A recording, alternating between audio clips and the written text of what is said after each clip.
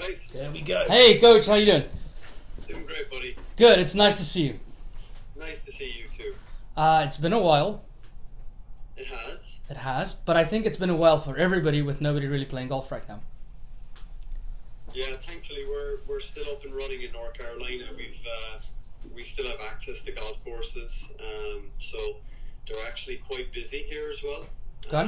So we do have that out, but obviously from a work standpoint, we're very versed with no recruiting being allowed and no tournaments to play.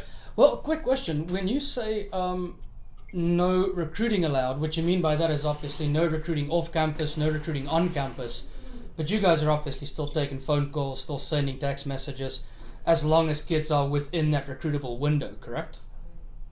No, that's right. You're exactly right. Okay. We would be right in the middle of our season, obviously, and I guess it hasn't drastically affect us getting out and going to junior events, right now. But with the ban all the way through May 31st, it looks like we'll have to wait till June right now before we can do that. But you are right; we can take phone calls. So real quick on that, actually, so the recruitment ban until May the 31st is in effect, obviously, for on-campus, off-campus, etc., etc. But if you were to still have students for 2020, they can still go ahead and actually sign an NLI after April the 15th, correct? That's right. Okay. I think we've seen that with a number of other schools are signing players right now as well. So I guess it is. The wheels are still turning as such, but a little bit slowed down. So I'm assuming with some of these students getting a year back, well, not some of them, all of them getting a year back, you guys are probably seeing a lot of motion in the transfer window right now, more so than usual. And how do you think what the NCAA just did is going to affect recruiting for the 2021 and 2022 class moving forward? It's an interesting one. I think it varies depending on the situation of each institution. A lot of schools will bring back players. I don't think it'll be across the board though. I think other schools and conferences may even stop it. I know the ACC have allowed it, and we are actively trying to work on bringing one of our seniors back. I think in certain cases it'll kind of kick the can down the road a little bit and almost slow down the process for 21s in particular. It's probably an unfortunate year, because seniors. But that 22 class, I don't anticipate it. I think things will get back to normal, and coaches will try and plan out in advance. So would you say? With the 2021 class potentially being diluted a little bit, because you're going to be competing against some 2020s who are taking a gap year, and you're going to compete against some kids who, are getting a year back. Would you say that now more than ever, probably it's more useful to have some help in the recruiting process compared to in the past? I think the recruiting process is so challenging and difficult. It's always good to have help and assistance and knowledge and information. So,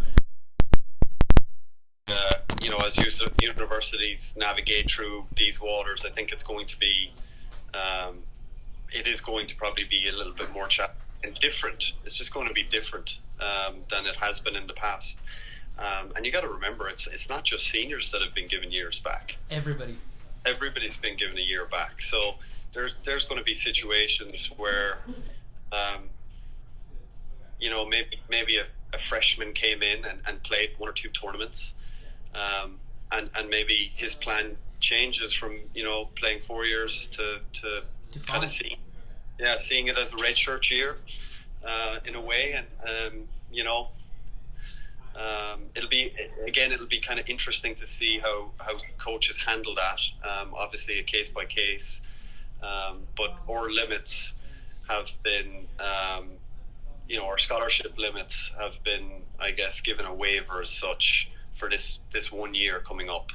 Okay, so any case, we kind of got into this conversation really quickly. What I wanted to actually start this conversation with is, for all of our guys at ASM, for all of our clients, potential clients watching, this is Coach Aaron O'Callaghan at Wake Forest. He's the associate head men's coach. He's been a very dear friend of mine for, 6 or 7 years maybe. He is legitimately one of the best at what he does in the country. And that is not me trying to put a smile on his face. That is 100% the truth. So, Coach, could you tell us just maybe a little bit about your background? How did you end up playing college golf? What did that recruiting process look like for you? And looking back on it now, was there anything that you would have done differently in terms of picking school? Yeah. Well, thank you for your kind words. I have great respect for you too, as you know that. But my recruiting process, I'm Irish. So I grew up in Ireland and I played my golf in Europe. I guess established myself as a pretty good junior player when I was, 15, 16 years old. And I guess back then, there was a number of Irish players, GB&I players, I guess, and Europeans starting to go across to the States. Not quite to the same number as there are today, but there were cases and friends of mine, people I looked up to that had been to the States and had wonderful experience. And in particular, I guess there was a player called Mervyn Owens, who was from Cork City, which is where I'm from. And Mervyn had gone across to southeastern Louisiana, where he, it was very clear to me. I had seen him kind of come back each year and transformed his body, to being in much better shape, and his game as well was significantly better. And he was winning championships all of a sudden, in Ireland. And Mark O'Sullivan was a teammate, is also an Irish player, and very similar situation, was coming back and winning championships. And that to me kind of solidified my decision to want to go and play college golf in the States. I guess it confirmed a lot of things that I felt, and having that connection, to ask them questions about the process and some of the universities that they were familiar with, I guess, benefited. I did start to have some success, as I mentioned, as a junior, and that gave me some exposure playing in, the national team. I guess separated myself a little bit from the pack, and I became in contact with Coach Tim Baldwin, who is now at the University of Louisiana Monroe. But he was at Southeastern, and the guys that I mentioned, Mark and Mervyn, had a wonderful experience there with him. So I became very interested, and coming from Ireland, I certainly wanted to get out of the rain and the wind, and I knew Louisiana was hot, which I kind of had a wish list as such. The coach being very important, the climate I think was very important for me as well to experience that, and subsequently, through a number of phone calls and conversations and emails and building a relationship, went on an official visit. Okay.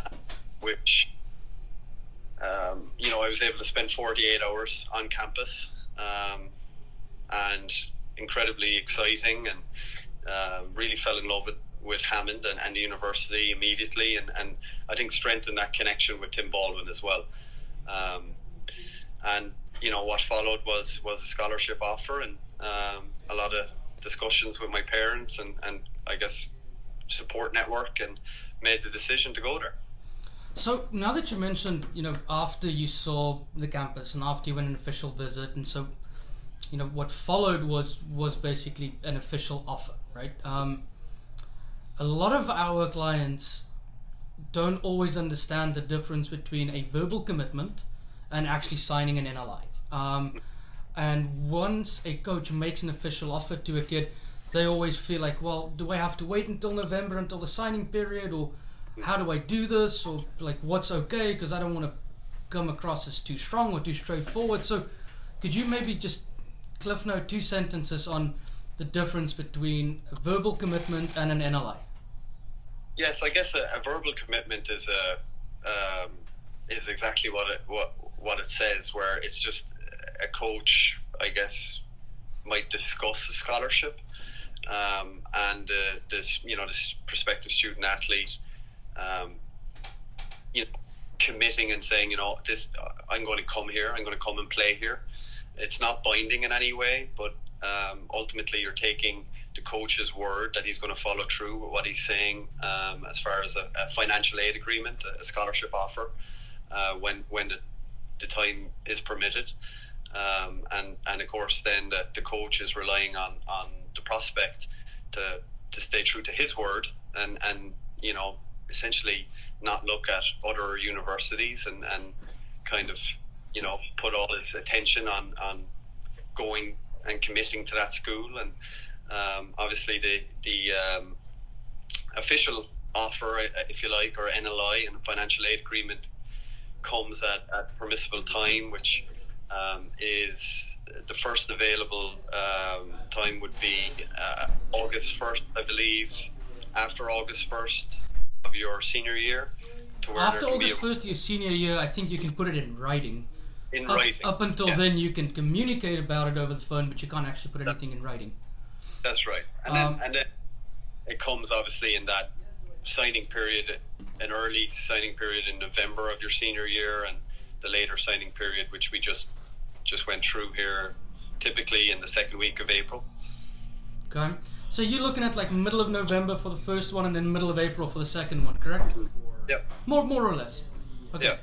Now, excuse me, I'm going to peek down just at that list of questions I sent you. No worries. We've actually touched on 2 of these already. So my next one that I asked you about was coaching at a top athletic and academic institution such as Wake. When do you guys start, not you guys per se, but a university that would be similar to you guys, when would you guys start that recruiting process? And what can these potential student athletes do to stand out in your eyes? Because obviously, I know the last year that I coached, our coaching staff received over 2,500 emails in 1 year. And a lot of these kids that reach out to you are all on paper very similar in terms of ability and grade-wise. I guess my question stands. 1, how does a potential student athlete stand out to you guys at a university with your academic standards and your golf standards? Well, I guess athletic standards in general. Sure. Obviously this would differ coach to coach and institution to institution, but I think in general terms it's always best to separate yourself first and foremost with results, both in the classroom and on the golf course. I think that stands out. I think it's very important that student athletes or prospective student athletes understand what they're kind of signing up for as far as the academic requirements. I wouldn't recruit a player, no matter how good he was, if we were setting him up to fail as such, and not be able to handle a strenuous coursework. The workload, Yeah, the workload.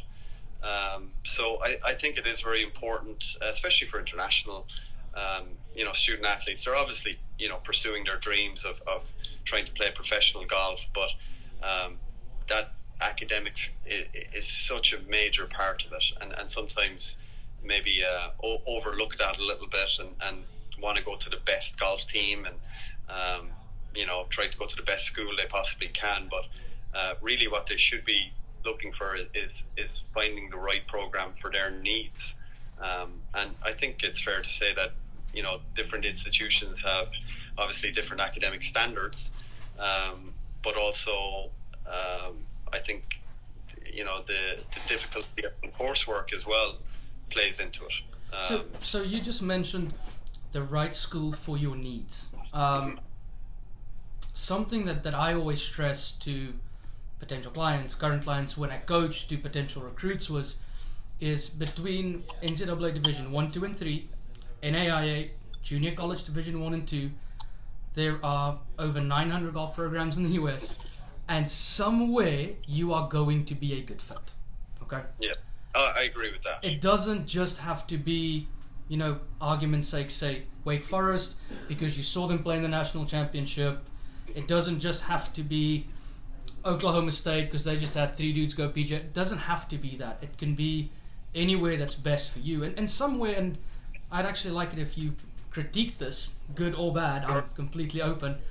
Whenever we speak with a new potential client, or even clients that we currently have, we try and always get them to understand that, you have to be happy. You have to really enjoy your college experience because the chances of playing professional golf is small, like we all know. And after this 4-year experience, most likely you're going to, become a professional in the workforce, more likely than playing golf. So these 4 years have to be the best 4 years of your life. And being able to travel and not just watch your teammates leave on a Sunday morning, that is crucial. Secondly, you have to be able to study what you actually want to study. You should never go to university and give up what your true passion might be for later on in life. And then thirdly, is it has to be a place where you can feel like, how am I trying to explain this? It has to be a place where you're going to feel like it's home, even if it's away from home. What I always try and tell kids is, you've got to pick a school that, let's say your sport gets taken away from you for whatever reason. Let's use what's going on right now as a perfect example, actually. Let's say you attended university and you couldn't participate. Would you still be happy there, just being a student and not a student athlete? I think that's the point. I think if you can put those things together, then you can really find somebody, the right school for them.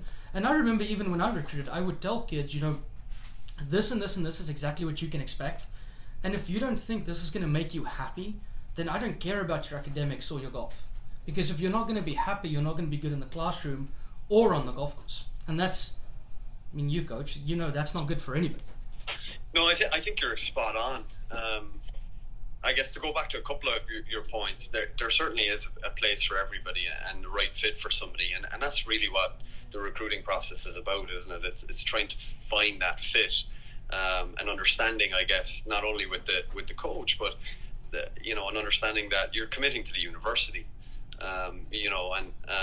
Like you said, you got to almost walk the streets and smell the coffee, is what I say, where you're comfortable there, right? Yeah. I think if I look back on my experience, I had a kind of a wish list, I guess, or a priority list, and not to say that everything is equal in value, but I think it's good advice to sit down and really, ask yourself, what do you want? Is playing time essential? Is the climate essential? Having a certain type of relationship with your coach. Are you looking for your coach to have more of a passive role or be very involved? Because coaching styles are obviously very different across the board as well. And I think then it's the coach's responsibility to really be honest and upfront to where you explain how it's going to be.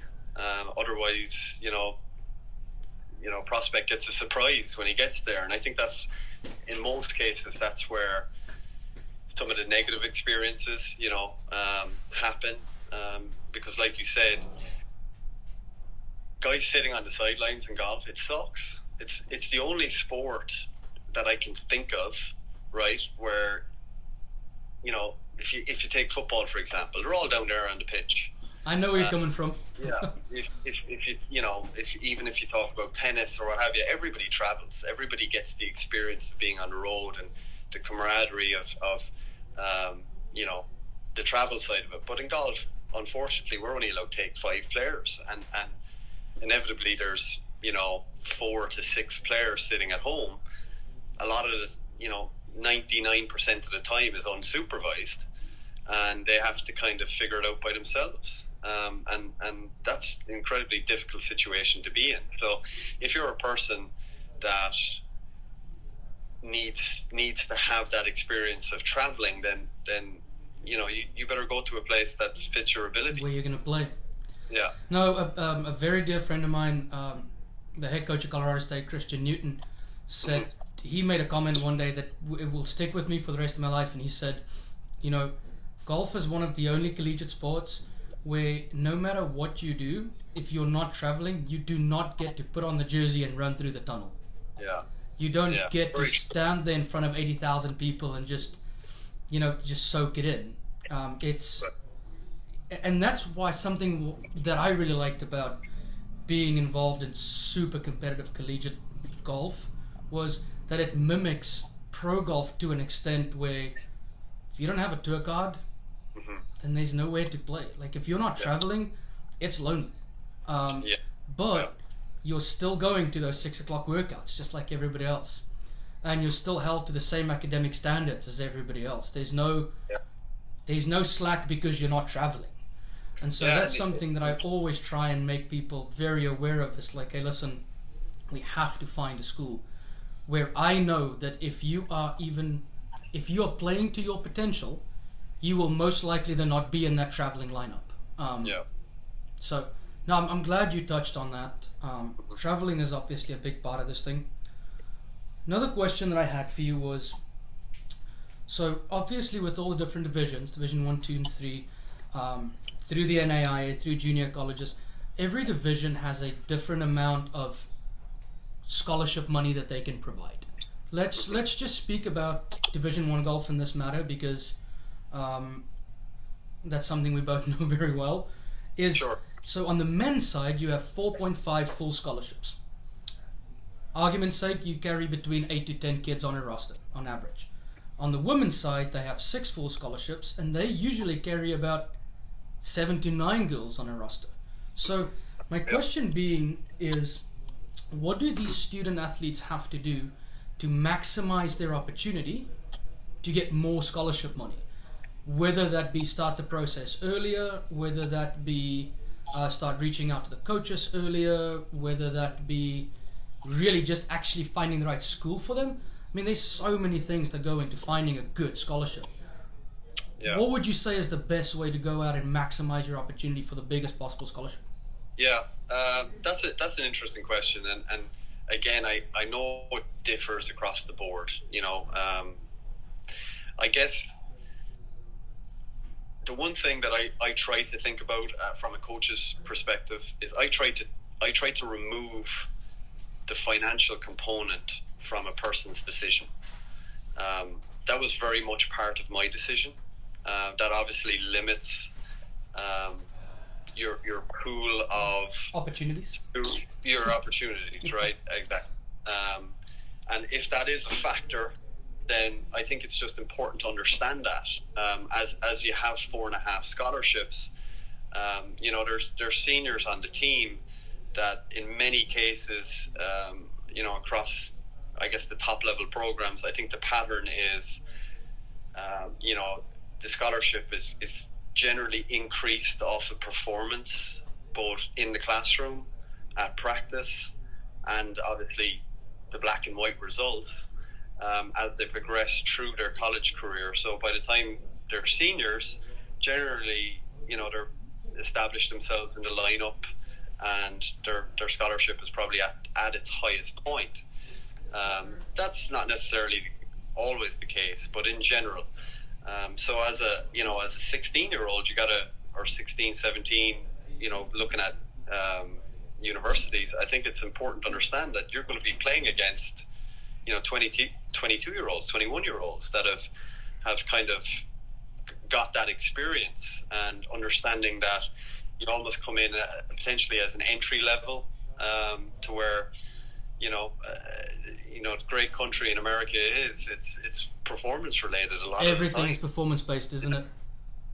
It can be. It certainly can. But personally, if we're looking at scholarships, and it's kind of a moving target, right? But if we're looking at scholarships, I think is going back to my original point. I try to remove that. If I see a wonderful, high quality person that I feel like is going to benefit the program, and kind of ticks all the boxes for us, which is very high achieving in the classroom, on the golf course, wonderful attitude, going to be a great representative of the school, then whether that's a one player or a 5 player, let's say, on a team, we want to try and do everything we possibly can from a financial standpoint to get that person, because he's going to make a difference. The 5 player, let's say, on a team is just as important in many cases as the number 1 guy. I know that might be a little bit hard to understand because the 1 guy shoots better scores, but if you don't have a 4 or 5 guy, let's say, in a team, then you're not going to be competitive. It's four scores to count, as you know. I'll take it even one step further and say, throughout coaching, no matter what division it was at, no matter what division you played at, if the 6 and the 7 guy wasn't good either, you were in trouble, because every spot 1 below needs to push the spot 1 higher. Yeah, so, you're right. So if your 6 guy isn't pushing your 5 guy, and your top 5 guys know, hey, listen, I'm playing every week, there's no need to practice, there's no need to get better, because they just become complacent. And even from a coach's standpoint, just to kind of add to your point, we carry 9 guys on our team this semester, and we had 1 player graduate last fall, and even though they may not have been competitive and not really sniffing the lineup, to be honest, they still had massive impact on the team, on the team's culture, setting the standards, pushing some of the other players, like you said, and being ready to jump in if given the opportunity. Like you said, elevates everybody else. No doubt. And you mentioned earlier, you said a lot of the time these athletes who stay at home when the team travels, and to use your words, you said unsupervised, having one of these guys that stay home with these other guys that is a team leader on and off the golf course, it's so crucial to have. I agree. Because it basically just becomes an extension of the coaching stuff. I've always been a big believer in team captains, and team captains don't have to be my 2 best players, by no means. So I think an extension of the coaching stuff, and that's something that for all potential student athletes and current student athletes, I think is really important. Like, coaches aren't just looking at what you do on the football field, on the golf course. They really do look at, do you show up on time? Do you make your phone calls on time? Like, can you get to class? Everything is a big old joint. And I think coaches do honestly look at everything. And if they say they don't, then I don't exactly know how accurate that is. Just to touch on it, I think, obviously a lot of people are wondering, how to get a scholarship. And your original question, to go back, how do you maximize? I think, obviously, coaches have preferences, but you look at everything as a recruiter. You look at how they put the tee in the ground, to how they handle a bad hole, a double bogey, what their body language is like, how they interact with their parents, what they're doing, when they're playing well, what they're doing when they're playing poorly, just how they conduct themselves. And we haven't even talked about shooting a score, right? So all those things, I think, are across the board are taken into an account. And how are they going to fit into the team culture that a coach wants to create? Because I think you could have a very talented player, but it may not just mesh very well with the current group that you might have. And, then you, as a player or as a coach rather, you just know then that it's just not the right fit. Going back to that same kind of term that we talked about. So when you say, you are trying to identify a player who obviously is not just good in the classroom, not just good on the golf course, but is also going to, quote unquote, mesh with the guys on your team. Mm-hmm. And that obviously comes through time. It comes through various phone calls, an official visit, watching this player play tournament golf. Where do you... I guess a question that I get a lot is, how is coach going to know that I'm a good fit for his team if I only get to spend 48 hours with him? Yeah, well, it's not. I don't think that's doing your due diligence as such. If in our case at least, we have a pretty extensive recruiting process, I guess, where, like you said, phone calls, emails. You look, that's, Instagram accounts, you look at Facebook accounts, you look at what they're doing, who they hang out with. I think that's all weighed up as well, and you kind of get a little picture painted of a player. And I've certainly had cases where players would tell me that they're going to do A, B, and C, and then, you kind of get them on campus and into the team environment, and maybe they're not, maybe not quite what they said they would do. And I'm sure that works both ways, right? I'm sure players go up on campus and probably feel that they get some surprises. So, I think it's important to do your research, to find information, to, pick the brains of people that are well versed in this type of thing.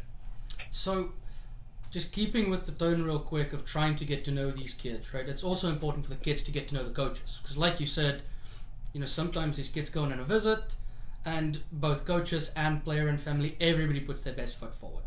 Because we're all trying to impress each other. And then sometimes the kid gets there and it's different for him, and sometimes the kid gets there and it's different for the coaches. So something that I always try and tell people is, coach is not trying to recruit me. He's not trying to recruit your dad or your mum or your swing coach for that matter, right? Coach is trying to recruit you.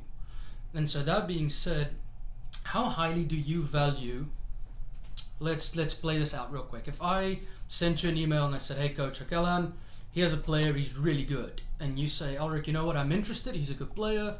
I then connect you guys via text message or email or whatever the case is. How much do you value that player then being proactive in the process after you guys can legally speak to each other to drive that conversation? Like, I've always noticed that I have better success with my clients when they're the ones driving that communication process, and they don't always reach out to me and say, can you ask coach this, or can we set up a phone call for then? I guess it just shows a bit of maturity, proactiveness, and that they really do want this thing, right?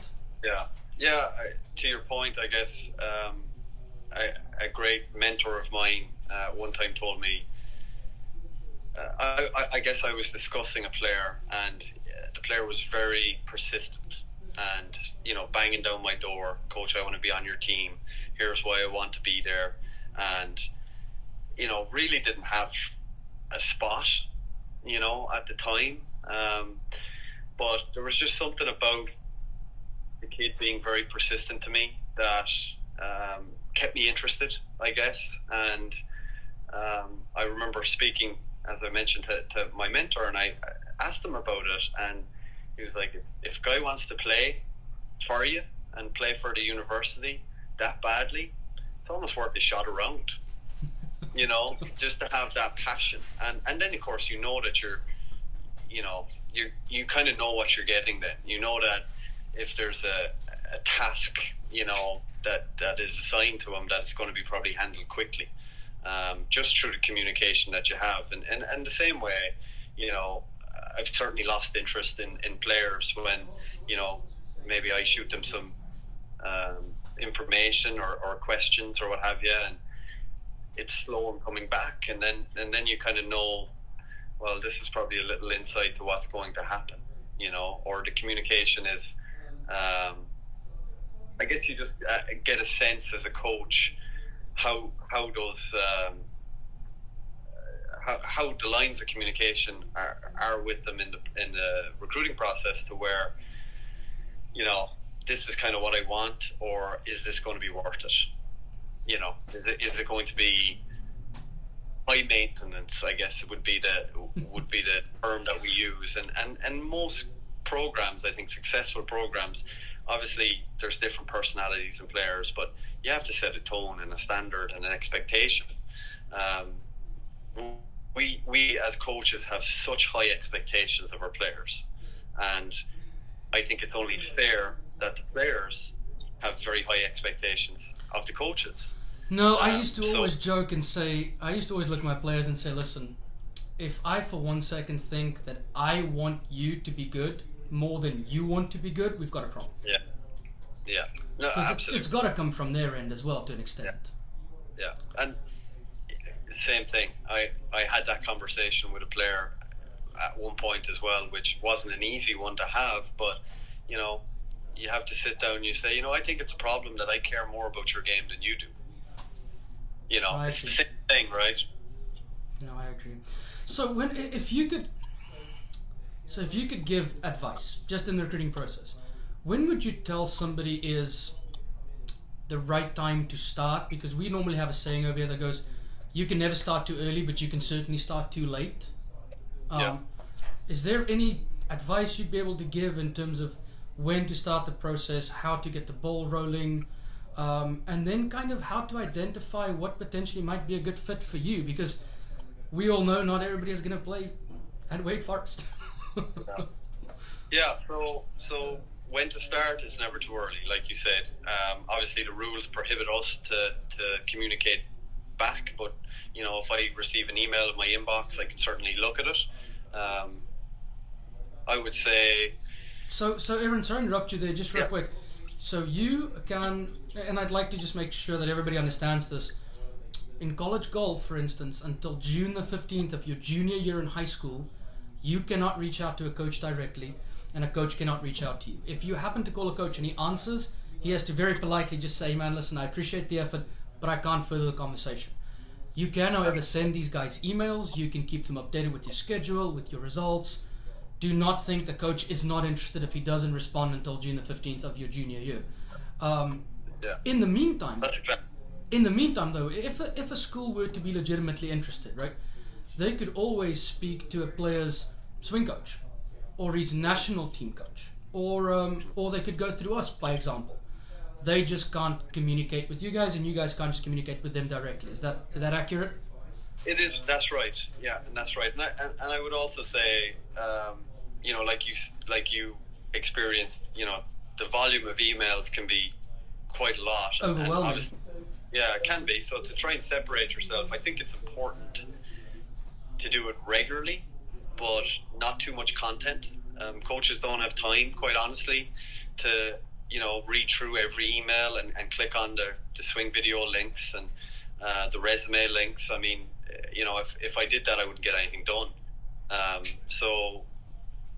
I think being short, concise, especially in the early stages, and then obviously kind of somewhat consistent, whether it's once a month, hey, this is what I've been up to, this is what I'm getting ready for, paying attention.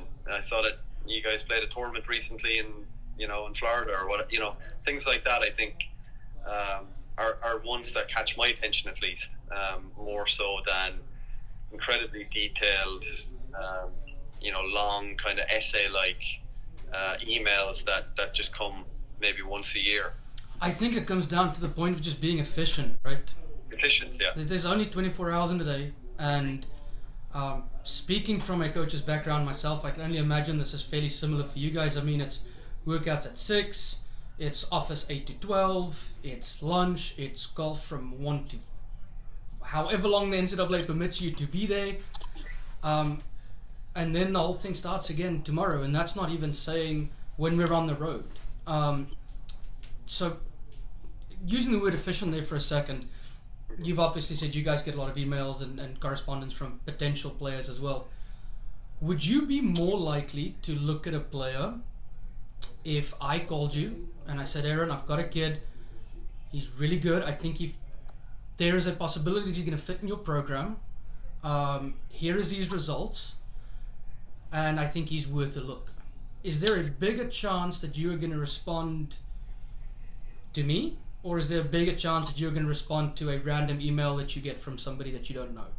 Yeah, I think as coaches, in general terms, I think what they do is they have a support network, whether that's a national coach or friends, but without doubt, I think coaches take on information and use their resources that are available to them. Okay, now I want to talk about something that's way more fun than this whole recruiting thing, right? So the Corn Ferry Tour has come out basically and now said that the top 5 players every year, when their eligibility is up, will have Corn Ferry Tour status, right? Mm-hmm. Yeah, well, there certainly talks about it. I haven't seen whether it's actually been implemented for this coming up year. I know with all this going on right now, things are up in the air a little bit. I'll send you an article. I think it's already been okayed. I think it's been approved. Yeah. So, and that was just going to lead into my next question. How do you see the role of college golf? Rephrase. How do you see college golf building a player and forming him for him to be ready to legitimately compete against the best players in the world by the time that he graduates? So how do you see the role of a coach to build a player? Is that what you said? Sorry. No. Let me make it way simpler. Why do you think college prepares players for collegiate golf better than just saying I'm going to stay home and just play some amateur tournaments? For professional golf, you mean? Yes, leading into professional golf. Yeah. Well, that to me is a pretty simple one. I think the best players in the world are in the United States and playing in college golf. I think obviously the evidence is out there for everyone to see on the Corn Ferry or PGA Tour. I always get a kick out of looking at the PGA Tour leaderboard, and they put up their college emblems on a Sunday, and they're from all over. It's not just one program producing everybody, right? But I think the fact that we're fortunate, certainly at our level, to play in unbelievable tournaments on great golf courses against some of the best players, and I'm a huge believer in just competition makes you better. It's a measuring stick. I kind of personally came across to the States and felt that if you're going to be a top player in college over 4 years and you've kind of sustained that, certainly moving towards your junior and senior year, then you've beaten those guys. Well, they're the guys that you're going to have to beat. They're the guys that you're going to have to beat at the next level, right? So if you can beat them in college, there's no reason why you can't beat them out on the main tour. Absolutely. Yeah, jobs are tough to come by. Obviously, I mean, those guys aren't complacent, and they obviously work incredibly hard. But so you're saying a guy like Bill Haas isn't just going to give you his tour card? He's not just going to say, "It's okay, I'm done playing. It's all yours." No, we try and create an environment that we're always qualifying. Whether it's qualifying for the team or qualifying for a position, and then obviously when you're going to a tournament in a way, you're kind of qualifying as well. And it's like you just said. I mean, they don't hand out PGA Tour cards just because you're such and such. You have to earn it, right? So it's great preparation. I think it builds that. It builds the character, but it also it keeps you sharp. I would say you just can't be complacent in a very high level university program, and then certainly at the next level. Those guys that have been out there like Bill has for so long, they're aware of the younger guys, looking to take their job, and they just don't want to give it up. Yeah. Okay, so and this is the last question I'm going to ask you, and then I'm going to leave you be with family and stuff. Whether a player goes on to play professional golf or not, whether a player goes on to play professional football or not, what do you think is the value that college can provide a student athlete in terms of once they graduate for the rest of their life? Why would you be an advocate for collegiate sports? I guess is a good question. Yeah, well, I think it's a crucial time of our lives when you're 18 to 22, let's say. There's so much obviously self-discovery and growth that happens, and I can certainly say I was a very different person. Entering college and leaving college, and just through the lessons and experiences that you have.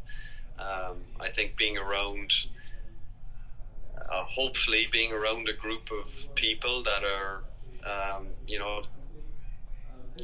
goal orientated and highly motivated, can help you and push you, as we've kind of discussed, not only on the golf course but in the classroom, and I think you learn valuable lessons from interacting with different cultures, and building relationships and friendships that will last forever. I spoke earlier this morning with one of my college teammates, so I personally am a huge believer in the system. I think that on the back end, you get to look back and say that you've traveled and played some wonderful golf courses and competed in some great tournaments, built relationships, and meanwhile you have a degree in your back pocket. I mean, it's the golfing world is a very small world in a lot of ways, and it does give incredible opportunity, in my opinion,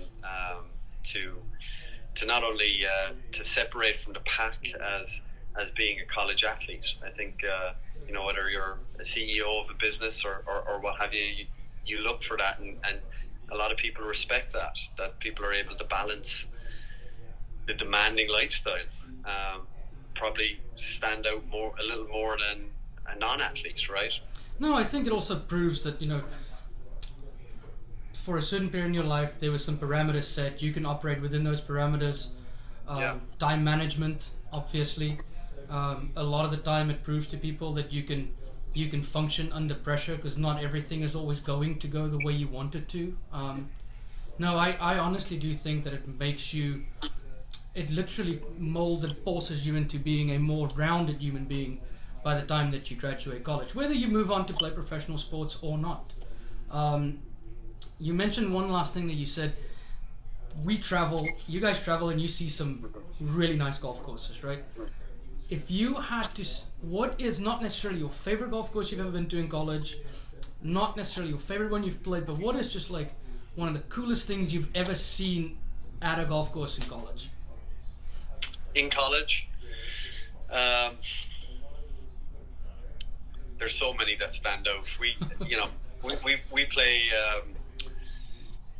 I can think back to a couple, but obviously our conference tournament is very, very cool tournament with having digital leaderboards and TV cameras around and just the whole atmosphere, I guess. But we play a Nike tournament each year, and it's played over Colonial in Texas, and then also at Pumpkin Ridge up in Oregon, and it flip-flops every other year. But I guess that one is kind of special because they bring in a Nike top athlete like Brooks Koepka was there last year and got to interact with the team, and we did a Q&A and got a tour of Nike's headquarters, which was amazing. But I think being at Pumpkin Ridge, world-class golf course, and seeing the history of Tiger Woods, winning one of his US amateurs there, it gives the whole experience, I think, to the guys as something that you can't forget that, and I think it's invaluable to be exposed to things like that. So mine is nowhere near as cool as that is, by the way, but what do you have? And I'm not saying that this is the best golf course I've ever been to either, but I remember in college, my coach said to us once, we are going to go up to Indianapolis and we're going to play at a place called the Brickyard Crossing. Okay, Yeah. cool. And he says, well, some of the golf course is going to be inside the Indianapolis National Speedway.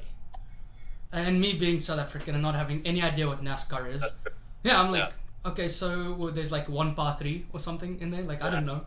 And we played the practice round, and you finish the 8th hole, and you walk to 9 tee box. You go underneath the racetrack, and then you walk up about this 50-foot hill to get to the tee box on 8, which is a par 3. So first thing I think, I'm like, yeah, okay, it's a par 3. But then I actually stood there and I looked around and I realized how big this NASCAR track actually is. And 8, 9, 10, 11 was all inside, and they could probably have fit at least 3 more holes if they wanted to. But it was just, that is just, I got one for you. it's so silly. Like, if you didn't come and play college golf or college sports in general, like, you would never have, I would have never experienced that. And it sounds so stupid, but we went up and played in Oregon's tournament a while back, and we get to shoot free throws in their basketball arena. Like, I think just the experience. What about? Yeah, tell me. Sorry. What about you and I on the 3rd tee box in Kauai, and we're looking over at Hanalei Beach right there, and you know, got to navigate a very difficult par 3 for our guys. But I mean, you talk about beautiful. I mean, could be it's like paradise. Are you talking about the little par 3 down the hill there? Yeah, number 3.